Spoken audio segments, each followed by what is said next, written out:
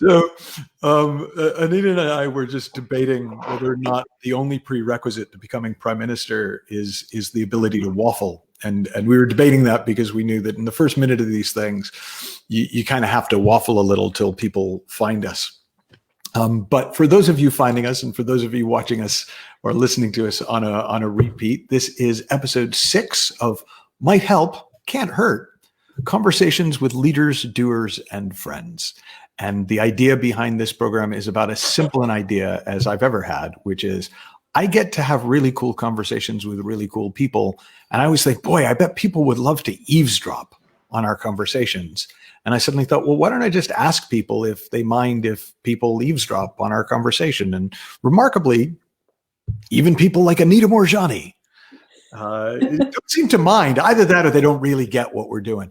But probably the latter. You think it's a little of that? How are you? How have you been? Because I haven't actually talked to you for a couple of months, it feels like. Yeah, it's been a while since we've spoken. I've been good. I've been using this time to rest and relax. And I didn't realize that by the time this whole lockdown hit us, I didn't realize that I was actually pretty fatigued, burned out. And so when this lockdown happened and suddenly all my trips were getting canceled, I wasn't disappointed. I actually felt relieved. And then I started to feel extremely tired. And I realized that I'd been running on adrenaline for a while and didn't even know it. Yeah. So yeah, I think it's an occupational hazard. I think we get so much fuel from doing what we do that we don't notice that, what it's taking out of us. Yeah. And one of the things that I learned, what really, really struck me is, see, I'm always telling people, do what you love, do what you love. But what I realized is that when you're doing something you love, you are so passionate about it, and I love what I do. I'm so passionate about it that I'm running on adrenaline, and you don't realize it. You can actually get fatigued by living a life that you love, and it can hit you, and you don't even realize it because the whole time you're thinking, "But I'm doing what I love. I'm doing what I love." Yeah. But yeah, and so I learned that even when you do what you love, there can be too much of it. I was at this point where I wanted to do everything that was coming my way. I wasn't pacing it enough. So I realized that I've got to pace my life a little bit better. Well, it's funny because it is. You just think, oh, well, this is great. And then I can do this, and then I can do this. And I really have had to just kind of they'll be more to talk tomorrow. You don't have to keep going. And it's I think I've been used to navigating by unpleasantness for the first part of my life. It's like, well, how much unpleasantness do I have to fit into a day? And when actually it's all pretty much enjoyable, it feels like the more the merrier. Yes, exactly. It can all be enjoyable. So interestingly, in recent weeks, I have been doing a lot more staying at home, meditating. Staying at home, of course, we all have, but meditating, walking, cooking, things like that, a lot more than before, and I'm loving it. Yeah. So how about you, though? How have you and Nina and the kids, how have you been weathering all this? Well, we feel incredibly lucky because, quarantining at home for us is in our new home. So we've got a pool and we live on parkland where we can literally walk out the door with the dogs and just walk and walk and walk. And so we're a little bit spoiled in that sense that shelter at home is really, we can. More than that. But I think, in all honesty, we've all dealt with it variably. Like, it depends what day you catch any one of us. So like for me, when I'm working, I'm great. And then I kind of go, wow, I need to stop now because I could work 24/7 because I don't have to go anywhere. I don't have to do anything. And so that's mine. Maisie, our youngest, Maisie. So she's dealing with, no prom, no senior dance show, graduation's going to be online. her senior year, like all the rewards that you work for, Yeah. she's just not getting. Wow, that's hard. That must be hard for her. But she's dealing with it really well. Clara's actually working now for the company, so she's kind of pops up, works for a few hours, and talks to friends, and I noticed. Nina bakes bread and rides a Peloton, and it's one of those things where I think like 2 days out of 3, 4 days out of 5, if you asked us and we were being honest, we would go, this is kind of nice. Yeah. And 1 or 2 days out of 5, we want to kill each other, you for asking, and just random people. Like just we don't even care. Just anyone, any murder would do. I completely get that. I mean, I hear that a lot from people with families, people with kids, and on certain days they do feel like killing each other. And like you, we're pretty blessed because we live by the ocean, and so we do go out for walks as well. And I have actually loved it. I sometimes feel guilty for saying this, and so I find myself being a little bit cautious because I know that this time is not the same for everybody. I know there are people really, really struggling through this because their jobs are at stake. They're not getting paid. They can't meet the rent. And so I want to be sensitive to all those people, but yet I have to say that I have really enjoyed the slower pace. And so I'm usually super cautious about saying that, but yeah, I have. But apparently if we feel guilty enough, we're allowed to say it. So you're okay. So I'm all right then. Yeah. Yeah. So have you dealt with, we've been mostly fortunate in that the few people who we're close to who've gotten sick have recovered. We have Nina's mom is, dementia, and she fell and broke a hip. Oh. So was in hospital. Nobody could go see her in England. So that's been a mess. But on the whole, family-wise, we've done okay. Has your extended group? Yes, my extended family has done fairly well under the circumstances. So I wasn't able to go visit my mom in India. So I was sad about that. But interestingly, my brother, sister-in-law, and nephew, they were visiting her, and all flights were canceled before they could leave. Right. And so they're all basically stuck there, and they're still there. And so it's turned out to be really interesting because my mom's caregivers could not spend time with her because everybody had to go on lockdown, and her caregivers, so she has these caregivers that come in shifts to look after her. And because they're not live-in, they couldn't come to see her. Right. I mean, they couldn't come to care for her. So she would have been alone, and we would have really been in a mess. Yeah. But as it's turned out, my brother's family are basically stuck there, but she's got people 24/7 at home with her. And throughout this whole lockdown time, they've been with her because all the flights out were canceled. So from that perspective, they've all been well. I mean, I'm sure they felt like killing each other at points, but physically they're all well. Nobody's running sick. Themes, guilt, murder. This is great. This is going really well. Exactly.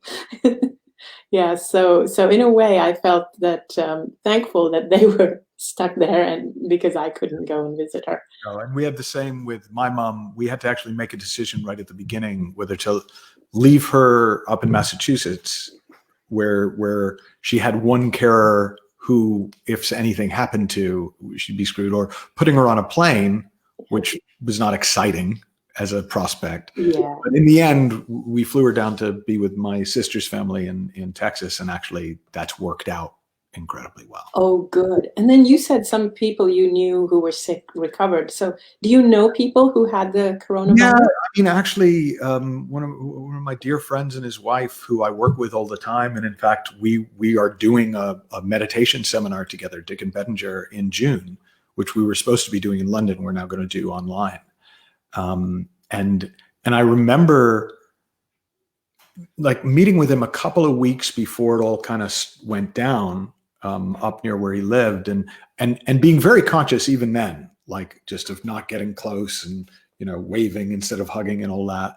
And in the end, it was actually, his wife belonged to like a choral group, and about half the choral group got ill. Oh, wow. And he was one of those ones we were really worried because he was all the risk categories, pulmonary issues and age, um, and he's hiking a couple miles a day now, and he's in great spirits, and he's not about to go travel to London in the middle of this. Yeah. But it's kind of, and actually that was something I was curious to ask you. Like, well, I've got you here, dead lady. Like, how, having been through a near-death experience, how are you experiencing the pandemic personally? Like, is it scary to you? Is it just not scary at all because you died already? Is it like what's it like? Okay, my views are quite provocative, controversial, and so it's interesting you put me in this position to talk about it because it's not something I always talk about freely. But I know, but we've already established you feel guilty, you're out, and I want to murder people. So you're fine. I'm cool, right? Yeah, you're cool.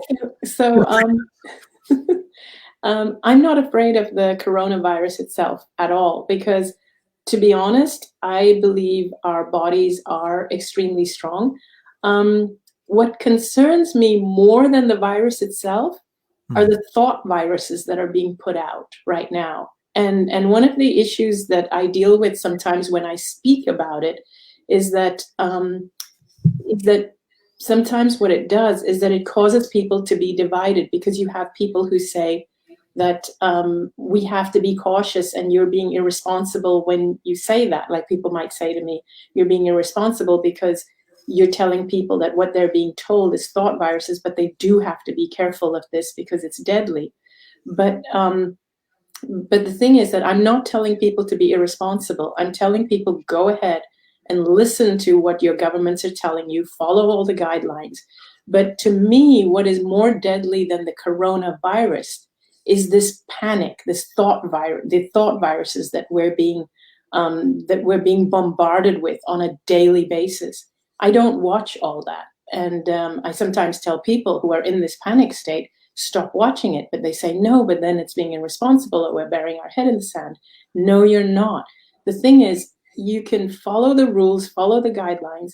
But what happens is that when you're in this panic state, it actually weakens your immune system. But not only that, how many people have experienced, for example, when you are constantly reading medical journals or medical symptoms and you suddenly feel, oh my God, have I got that? Have I got that? This is what it does to you. It puts you in this fight or flight.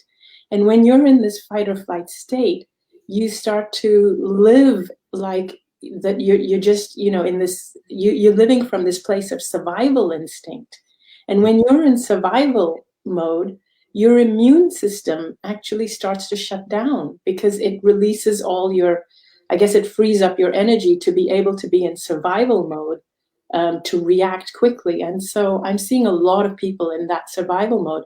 And so when they give you statistics like people with secondary ailments and other ailments are the ones getting it, of course they are, because their immune system now is not even available to help them with the other issues that their bodies are dealing with. Do you know what I mean? So they've got these underlying conditions. These underlying conditions are being managed by their immune system, but now they've just weakened their immune system with this panic. Well, I remember when we did Experiencing God, there was a moment where you, in the middle of that program, talked about, and I might not be quoting you directly, but you said something to the effect that for you realized that cancer was the symptom and fear was the disease. Yes, absolutely. And this sounds like a very similar kind of yeah, because I went through this whole, the whole cancer thing, and I know why I got sick. I in that NDE state, it was like the feeling I had was like, oh my God, this makes so much sense. It's like I knew how the person that I was had created or attracted, whatever we want to call it, but had allowed all these things into my life that caused me to feel the way I feel and have the thoughts and the feelings and whatever it is, the guilt and the obligations and the relationships that I had. The person I was allowed all that, which caused me to feel like a victim, which caused me to dim my light, make myself small, become drained. And my body manifested this, basically manifested the cancer. Of course, there's a lot more to it than that. I don't want to simplify it. But at the same time, I want to say, like, if anyone's going through an illness, it's absolutely not your fault. But no matter what your illness is, you can come out of it. You can come out of it if you take responsibility for your life. Mm-hmm. You can climb out of it. So what is that? What does taking responsibility for your life in that sense look like? So I would say taking responsibility for your life has different elements to it. Number one is that it's really, really important for you to, how shall I say this? It's really important for you to have a very, very strong mental state. And I say mental because, or mind, a strong mind, because all the, like spirit, heart, all of it is important. But all of these things filter through your mind. So we are connected to our soul, our higher self, spirit, God, whatever you want to call it.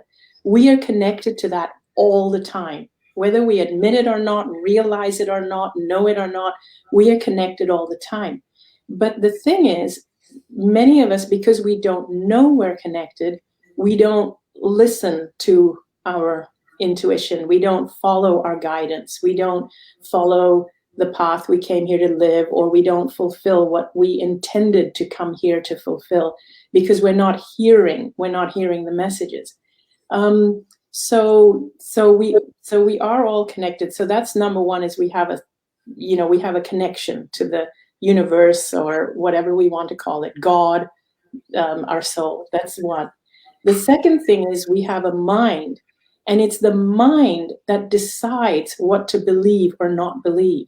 So when somebody is it's good to be a healthy skeptic, but if somebody is adamant to debunk everything, unfortunately for many people, we have been taught that it's more intelligent not to believe in anything beyond our five senses, which I think is a huge thought virus.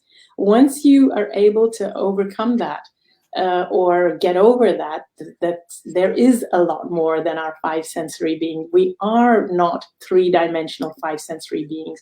We are far more than that.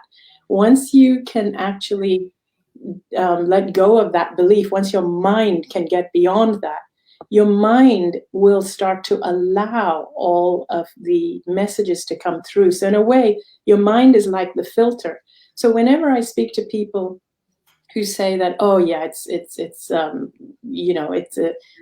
rubbish, it's not true, and all, I can tell it's because their mind is not allowing that to come through.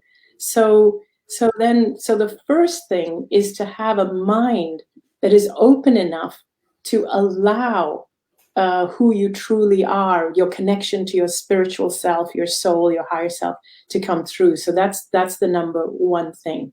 The number two thing is, I guess, so we're talking about climbing out, taking responsibility for yourself, your health, your life. So number one is having a strong mind and allowing and a belief that there is something more, and allowing that something more to come through. Number two would be taking responsibility for your physical health, in the sense that what we tend to do is we have been taught that when we have an illness, that we are a victim of illness, and it's something random that's just happened to us. That's actually not true. You're not a victim of the things that happen in your body. You have a lot of control, and you can change that. And you can change that because sometimes things that happen, illnesses that happen, are a wake-up call for you to tune in more to your higher self. So the things that I would suggest to people is, number one, is to tune in. Number two is to start changing your physical activities. Start looking at what is it you're doing. Are you sitting all the time? So start working out. Are you eating preservatives and sugar and stuff? Start changing your diet. Are you not exercising enough? So there's all these things that we have to do. But I hear stories all the time from people who go to doctors who've missed, doctors who told them that they had 3 months to live or 6 months to live or whatever it is. And because they change their life completely, they carry on living. I mean, look at me. So I was told I had a few hours to live. I was on death's door, and that was 14 years ago. Oh, and I always remember. I mean, I was so worried the first time we went to lunch that I tried to pick a restaurant that would have foods that would be okay for someone like you. And you were like, yeah, whatever. Okay, dessert and this and that. And it was like, oh, okay. You're just like normal. Yeah. And the thing is, when I'm going through, like, if I am having a physical ailment, if I'm feeling run down, I will actually eat food that's nutrition dense to help build me up. When I'm going out for a meal with friends, I will have wine and dessert. So it's I'm very, how do you say, I do tune in to my body. So when I feel, but lately, of course, the new thing I learned is that I can feel happy and still get run down. And that was a new one for me. Right. So I realized I was so run down. So now these last couple of weeks, I actually haven't been eating any sugar. My favorite thing, chocolate. I haven't had any for 3 weeks. Yeah. I've just been eating nutrition dense foods, protein, vegetables, things like that, because I've been feeling so tired. And I've been working with a holistic doctor and a homeopath, and they told me that I have adrenal fatigue. Yeah. Yeah, well, occupational hazard, I think, actually. Yeah. You know, are you working on a new book still? I wanted to call it Orange is the New Black, but it's Sensitive is the New Strong. Sensitive is the New Strong, my new book. Sensitive is the New Strong. And so it's completed. It's being published, and it will come out. It's actually coming out in February.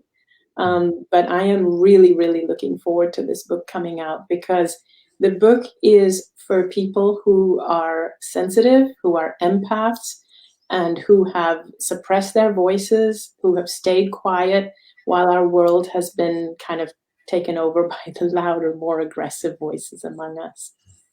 And the thing is, what I feel is, because I understand why, as I said, why I had the cancer. And so here's really the big reason now, getting to that again. What happens is that when we, those of us who are empaths, sensitive people, we are actually able to tune into this higher self, this our soul, our inner voice. But the thing is, we're also so conscious of other people around us that we end up listening to the outside voices of everyone else and doubting our own inner voice. And so we come into this world with an intention. We come in with the intention to fulfill something, do things. Your intention could just be to be happy, or your intention could just be to make other people happy, make everybody around you happy. But in trying to make everybody happy, what happens is that when people are not happy, you tend, what I used to do was I used to take it on as my personal responsibility to try and make them happy. And that's how I would get extremely burdened. I would end up being so conscious of everybody else's feelings that you end up giving your power away to everybody else, because you want everybody to be happy. You want so badly to make everybody around you happy. And so you end up I ended up becoming a people pleaser.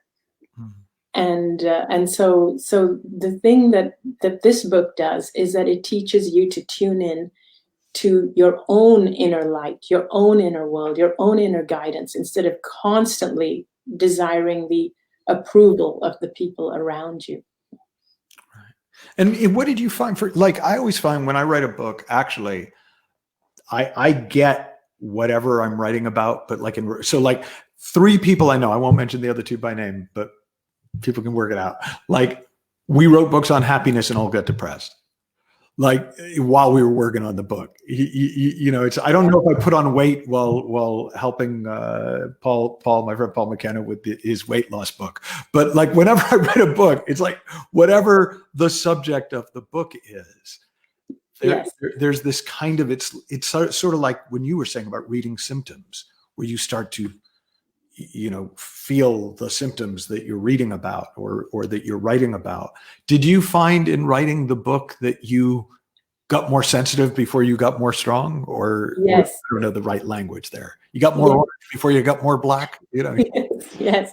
It's funny you say that, because yes, 100%, that was so true. While I was writing the book, I had to relive a lot of the, you know, because I had to dig, and this is what a good editor does. A good editor keeps asking questions for you to elaborate, give examples. What you've written here, give an example from your own life, give a story.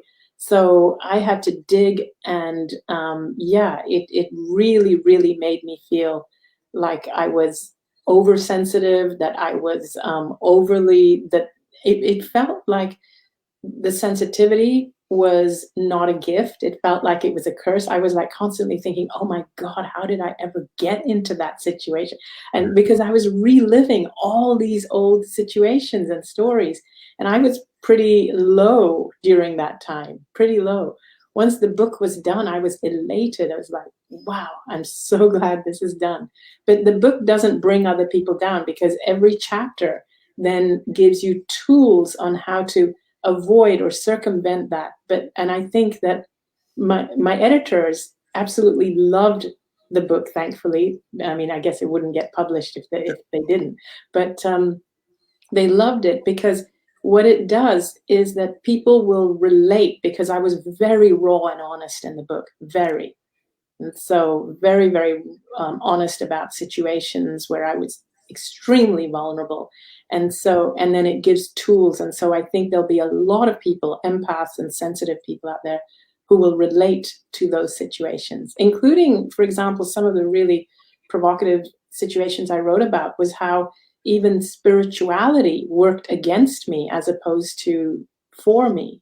Following. I'm pretty convinced you can use anything to beat yourself up with. I mean, literally, you can get an award for Humanitarian of the Year and hit yourself over the head with it, because you know. So now we're coming towards the end of time. So I'm going to the other question I wanted to be sure to ask is, like, have you and Danny come up with any quarantine games, or like how are you guys? What are you doing to entertain yourselves? Oh gosh, yeah, we have. Let me see. What are the well, what we do to entertain ourselves, we've been cooking together a lot. We even realize that's something we really enjoy doing. We have been playing a lot. We play football, like, you know, what we call football, the English football was what the Americans call soccer. Yeah. So we have one of these, you know, like a stuffed football, you know, like a plush toy football. Yeah. So it's a plush toy football. We play it in our living room, and it gets us moving. But for some reason, we end up really, really laughing, because we keep changing the goalposts. Now, who you can tell us who wins? I think I do. Okay. All right. But if you ask Danny, he'll say he does. Okay.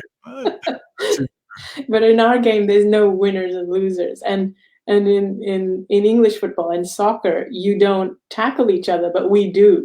We end up tackling each other over this silly, soft, floozy football.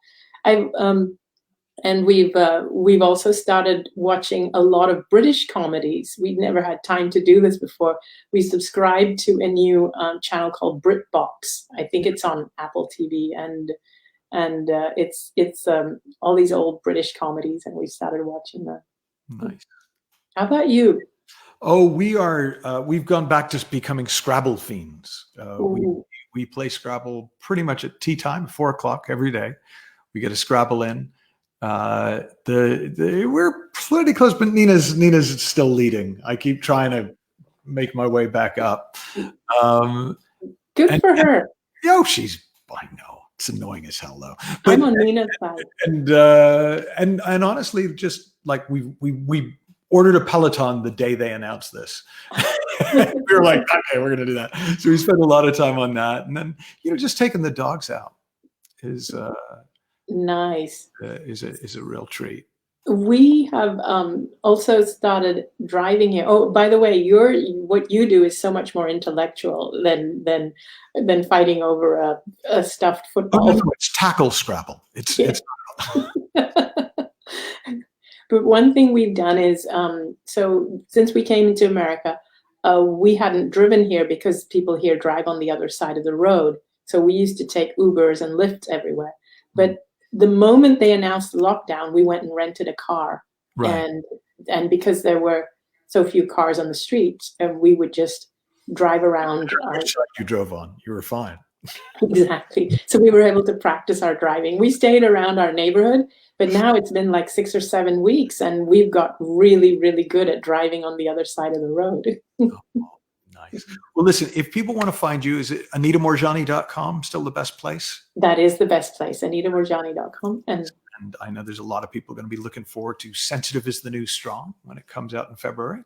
And I'm looking forward to coming back around. I would say it's been too long. it has been too long. Yeah.